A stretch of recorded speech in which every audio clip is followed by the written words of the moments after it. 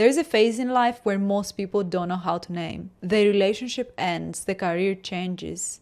You outgrow the old version of yourself, you relocate, and suddenly what used to fit no longer does. You feel emotional, exhausted, uncertain, lost, disoriented, like everything inside of you and outside of you is rearranging. This is because it is rearranging. And this is what I call the sacred in between. This is the most transforming phase to be in because, contrary to popular belief, this is not when your life is falling apart. It might seem like that in the moment.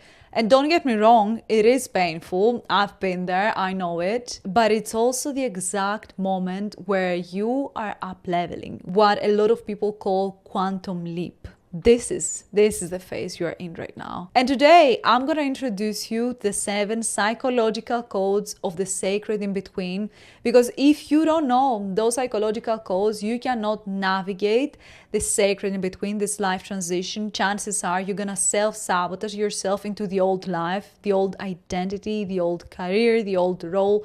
You're not going to be able to hold this new up level because your nervous system is not going to allow you. It's not expanded enough to hold this new up level. I already shared in part 1 the 4 first psychological codes of the sacred in between. So this is going to be the 3 remaining ones, including my favorite one, which is the 6th one. We're going to get into that in a bit. This is going to be your roadmap of how to feel more certain in every single life transition. Because if you follow those 7 psychological codes of the sacred in between, you're gonna feel certain in the midst of the uncertainty. You're gonna feel comfortable in the uncomfortable. You're gonna have trust in life and God, universe, call it what you want. You're gonna have trust within yourself that no matter what happens in your life, you do have the resources to move through that big life transition with clarity, not confusion, with certainty, not disorientation. So if you haven't watched part 1, I highly recommend pausing this video and going back and watching that firstly and then coming back, because it's going to help you to have the full picture of how to level up with certainty. And I'm going to do a quick recap here. But before we get into that, if you are new here, hi, my name is Christina. I'm a psychological life coach. Here we speak all about inner work, self-development, and inner healing. And if you've been here before, hi, welcome back. And yeah, let's get into the video. So last time we discussed the first 4 psychological codes of the sacred in between. And this was, firstly, getting to know your self-activated archetype. And this has to do with which archetype is getting activated during the sacred in between, because we all have different parts of ourselves that get triggered, activated during the life transition. As I said before, I am usually the warrior woman and the daydreaming queen, or a combination of that. So you don't have to be only one. But if you don't know who you are, if you haven't watched the other video, feel free to take the free quiz. I'm gonna leave it down below, and then come back and let me know which one you are right now and what is the sacred in between you're going through right now. I would love to know. Second psychological code was finding clarity through taking stock and reevaluating what's going on in your life right now. What brought you to this big life transition? What is going on right now exactly? Really taking the time to find this clarity, because if we don't have clarity, we don't know how we're gonna navigate this big life transition. Confusion is gonna override all of your decisions, and we don't want that for you. We want you to be clear on what's going on. We want you to have clarity, no longer being in this fog. Third psychological code was activating this inner compassionate self by deactivating your inner critic. And this was not about getting rid of your inner critic, contrary to popular belief. This is about finding compassion for your inner critic. And by finding compassion for your inner critic, at the same time you are deactivating it. It's not that it disappears, it's just that because you use it less and less and less, your inner compassionate part takes the lead in your life. And this is what exactly we need during every single life transition, because chances are you've been really hard on yourself. So this is the third psychological code. Fourth psychological code is something unexpected that most people never mention in their teachings, and this is grief. This is about alchemizing your pain into your power. This is about giving your grief, your sadness, your sorrow space so it can be alchemized into your superpower. And this is what can keep you behind mostly of all of those psychological codes if you don't process it. It can not only self-sabotage your new level, your new identity, your new life, your new career, your new relationship, your relocation, anything. It can keep you stuck in that new level, and you're gonna feel like you're in this in-between space for longer than you need to be. In this darkness of the sacred in between, which is not a bad thing. It can be both powerful and exhausting at the same time. So we are alleviating this exhaustion by alchemizing your grief. So right now, let's get into the 5th psychological code of the sacred in between. And this is addressing the roots beneath the surface. What is that? This is all about addressing what's beneath the surface. If you've been here for a while, if you know me from my TikTok or from here, you know that I'm so against any band-aid solutions. You know that I don't resonate, I don't apply in my teachings in anything in my life, because everything that I teach, things that I've been through and that I apply in my life, I don't apply any band-aid solutions. I don't agree with that. This is not gonna bring true clarity, true self-compassion, true confidence and trust within yourself. It's gonna disorient you even more, and it's not gonna bring you closer to yourself. And I'm all about going to the root of anything that might be going on in your life right now. I'm all about excavating and getting to the root. I'm all about unlearning and finding the truth, finding your unique truth. And this is what the 5th psychological code is all about. Because there is a misconception around big life transitions that they are only about what is happening right now.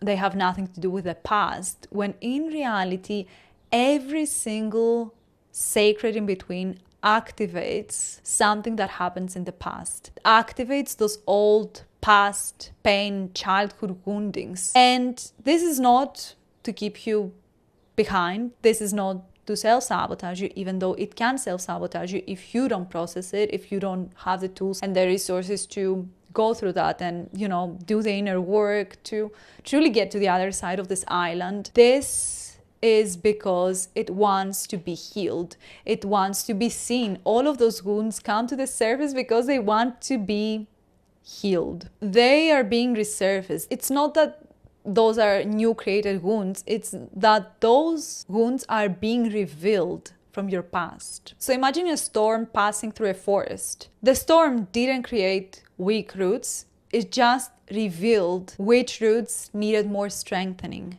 And this is exactly what's the roots beneath about. We take inventory of all of those old woundings that came to the surface right now due to this big life transition. So actually, a big life transition is a great opportunity to heal those wounds once and for all. Because this is what life transitions do. They shake the ground beneath the surface. And life transitions do something similar. They shake the ground beneath. So whatever was already there, fear of rejection, fear of abandonment, fear of failure, fear of success, fear of not being enough, fear of being too much or not worthy, everything and anything begins to resurface. Again, not to punish you or self-sabotage you, but to be healed, to be seen. So one question I ask my clients, and I want you to answer that or sit in meditation. I'm always going to be about whatever works for you. I love to process things both emotionally and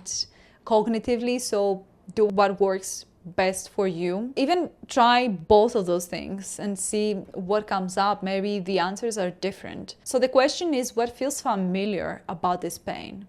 Because often what feels like anxiety around the future is just old pain coming to the surface. It's just old wound from the past asking for attention. So if we don't understand this psychological code, we spend years trying to change our circumstances, when in reality what needs to change is how we perceive this wound, is how this wound was encoded in our memories. And through that, to add a positive encoded memory. It's gonna allow you to have space and to see that pain through a new lens and more positively. And that happens through neuroplasticity, without realizing that we are carrying the same old wound into the new chapter. It's just a different city, a different career, a different relationship. It's the same fear, the same story, the same pain, until we turn toward it. This is when it changes. Okay, moving on. 6th psychological code of the sacred in between. And this is my favorite one. And the fact that this is my favorite one is such an irony in my life. If you've been here for a while and you know a lot of my stories, it makes sense. And this is letting go, surrendering, detachment, non-attachment. It's all the same thing. This is my favorite because every single life transition that I go through, every single sacred in between, this is, for me, the biggest thing that I need to process and work on. Every single time, I kid you not, it shows up in different ways. It's the same thing and it shows up in my life through control in different ways. And I'm gonna get into that in a bit. For example, I relocated last year again. I couldn't let go of specific things I imagined my future to be. In my, career, I want specific results. Again, letting go, detachment. Some people might say, and especially if you're a spiritual girly, you're gonna get this, it's because I have a stellium in Aquarius and Capricorn, but whatever it is, it's my biggest thing that I keep working on in different ways and in different phases of my life. And it works. And once it switches for me, wow, magic happens. So you might be similar to me. This is, I think, really challenging, especially for high achieving women, because most of us think that transformation is about adding something. But what we don't usually realize is that transformation requires subtraction. It's about unlearning. It's not about relearning yet. Releasing what no longer belongs to you, making space for that new chapter, the new relationship, the new career, the new city. Making space for that through releasing the old, through letting go of the old. And that can be so many things. That's why this one is really tricky for a lot of women, for a lot of people, I think, in general. So imagine climbing a mountain carrying a backpack. At first, it feels manageable. But once you start climbing, going higher, the heavier it becomes. And this is the moment you realize that this is not about the mountain being steep. It's about the load you've been carrying all along. It's everything you've been carrying all throughout this journey, old expectations, old identities, old roles, old timelines, old versions of yourself. So the life transition, God, universe, is not asking you to carry that backpack in a better way, to become stronger.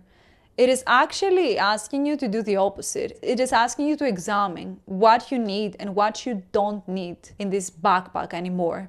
And put down once and for all everything that you don't need. One of my favorite distinctions around surrender is the fact that this is not about giving up. This is not about being passive, unlike popular belief. This is about letting go and trusting. Trusting that God has your back. Trusting that you're not alone.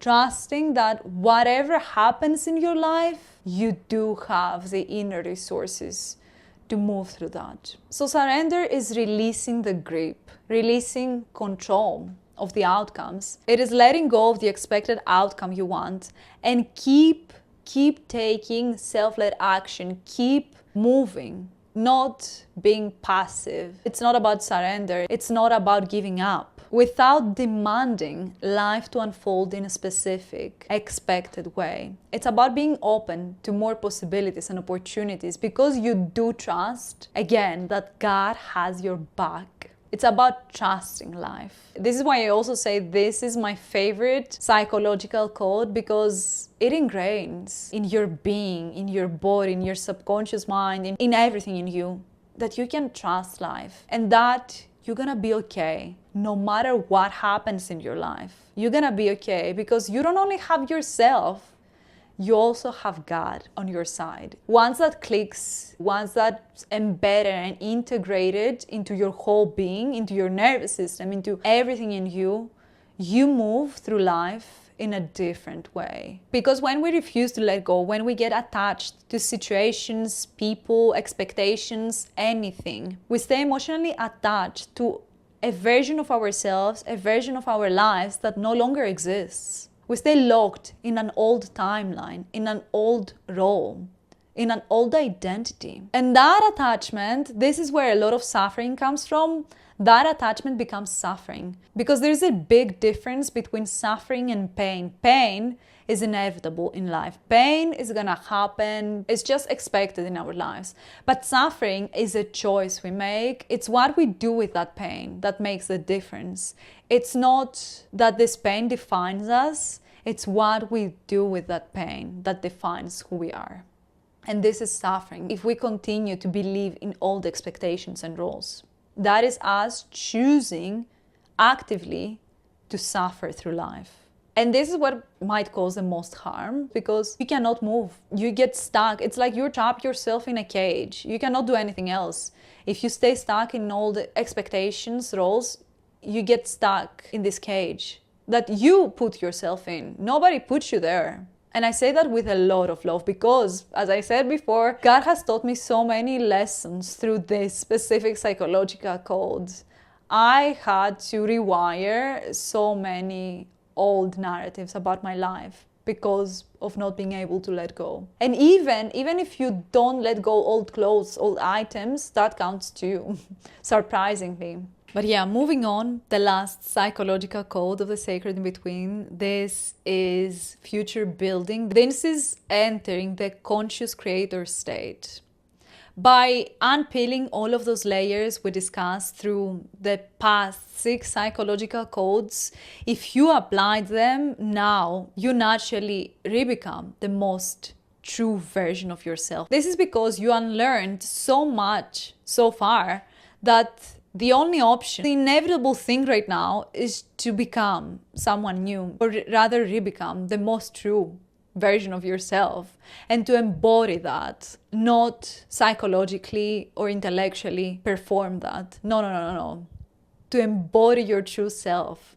This is what happens in the 7th psychological code, and that happens so naturally. It's a bit more fun than the other ones. Let's just say that too, because I know I can acknowledge all of the other psychological codes, they can be a bit heavy. But this one, this is fun. This is really fun. It's where you naturally begin to shift because you did so much unlearning that now relearning comes to you naturally. Most people try to create a new life, a new identity, a new level up from their fear or the ego. So they keep asking questions like, what other people expect from me? What's gonna bring me more status? What's gonna bring me more money even? What's the safest option here for me? They keep asking other people, what should I do?